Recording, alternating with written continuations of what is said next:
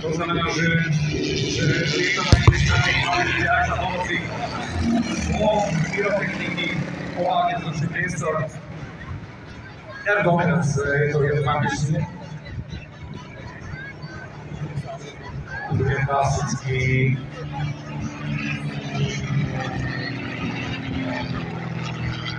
pozri teraz chaos, ktorý sa rozvodia až do súdobného výkrutu, čo je veľmi bežná taktika, veľmi bežný manéver v vzdušnom boji. V zásade by sme mohli povedať, že tie stíhačky, ak sa pozrieť na to, naozaj útočky vyzerajú inak, vyzerajú rôzne, plnia rôzne úlohy, majú rôzne charakteristiky, a teda existuje niekoľko typov vzdušného boja. Sú to jednak manévrové vzdušné boje, jednak sú to stíhačky, ktoré sú schopné skracovať ten oblúk pri tom krúžení voči súperovi, stíhačky, ktoré ako využívané šaky v takomto boji, ale sú fantastické takzvané systémom Lumenzu.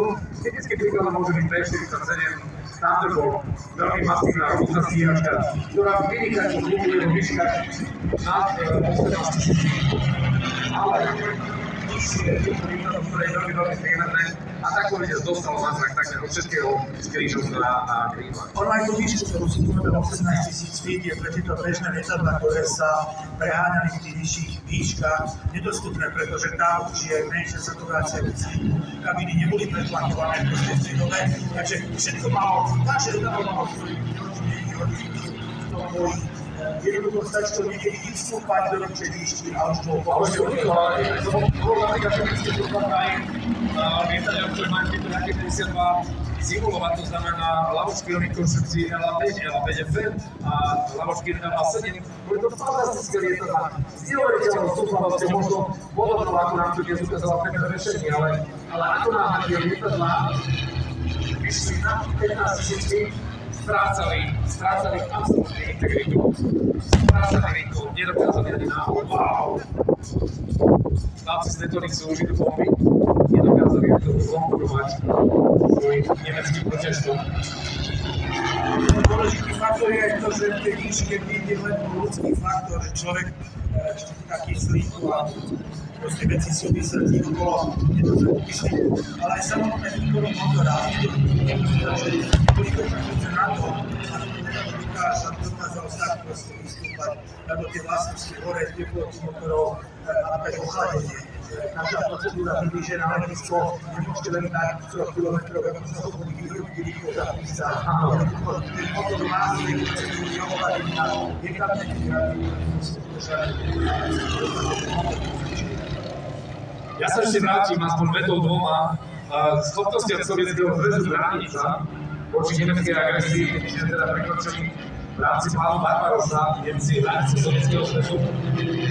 Je 100% isté, že Hitler by bol vianocoval nie v Moskve, ale na Urale, ak by nedošlo teda k obrovskej pomoci spojencov, ktorí naposielali veľké množstvá zbraní, obrovské množstvá zbraní hraniciam sa Sovietskeho zväzu.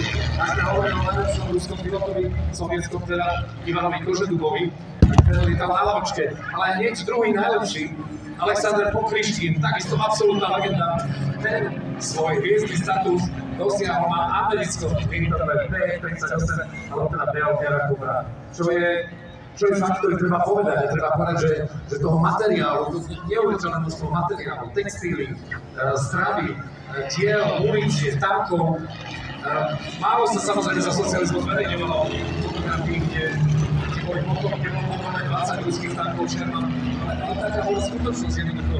Bez toho Lend-Lease, bez toho posílania obrovského množstva materiálu do vtedajšieho Sovietskeho zväzu by to jednoducho neboli ústavy. A možno nemali posielať, možno mali ísť na mier.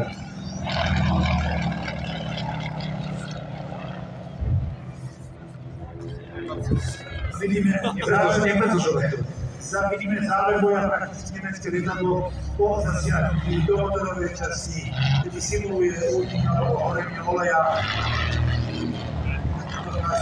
Záveru a samozrejme tam sú dve riešenia. Buď ešte pokiaľ niečo funguje v kúde pristáť, alebo jednoducho niekde, ako sa hovorí, zapichnúť. A keď pristáť, tak sa modliť, že zajatie bude úplne iné. No, piloti to mali trošičku iné ako iní vojaci. Musím povedať, že ešte v tej druhej svetovej vojne piloti mali neuveriteľný status. V prvej svetovej vojne to boli absolútne, to bolo ako konzultanti, ale v tej druhej svetovej vojne, keď vojaci akýkoľvek vojsk na fronte hľadovali, mali problémy, tak napríklad, čo sa týka Luftwaffe, nemohlo sa stať, ak sa nestávalo, aby piloti Luftwaffe nemali kvalitné víno, podľa možnosti šampanské. A je to bolo vždy tak, ako náhle sa zajal pilot tej druhej strany, tak však vždy s pilotmi sa narábalo trošku inak. Piloti mali úplne iný status, nebol to tradičný vojnový zajatec. Skrátka, dobré, piloti boli šlachtou. A je to tak dodnes. Šakmíroval. Dúfam, že nás počuje. Je to tak.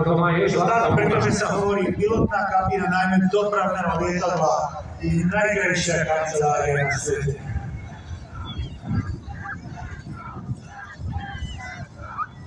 Dobre. Takže Lukáš Čabojov v podaní lietadiel Zlín 206, 205, čo sme tam mali ešte, Jaký sme tam mali, postupne končí, odlietá a Peter Bešelný natankoval, vedeli sme tankovať. Pekne si to chlapci pripravili, je to taká spomienka na časy do fajtov. Keď sa zrodili silné legendy Československého letectva, samozrejme, ako budeme špeciálne o pilotov hrať, ale aj o pilotov, ktorých som spomínal, traja povstaleckí piloti, ktorí z troch klubov operovali a pomáhali tým povstalcom na tých turistických mestečkoch. To bolo úžasné, málo to vie, ale napríklad na letisku sme pristáli aj americké Mustangy a americká Flying Fortress, teda využili sa pevnosť, ale na to nám zvýši čas Adam niekedy na budúce, pretože teraz už prichádza opäť hviezda.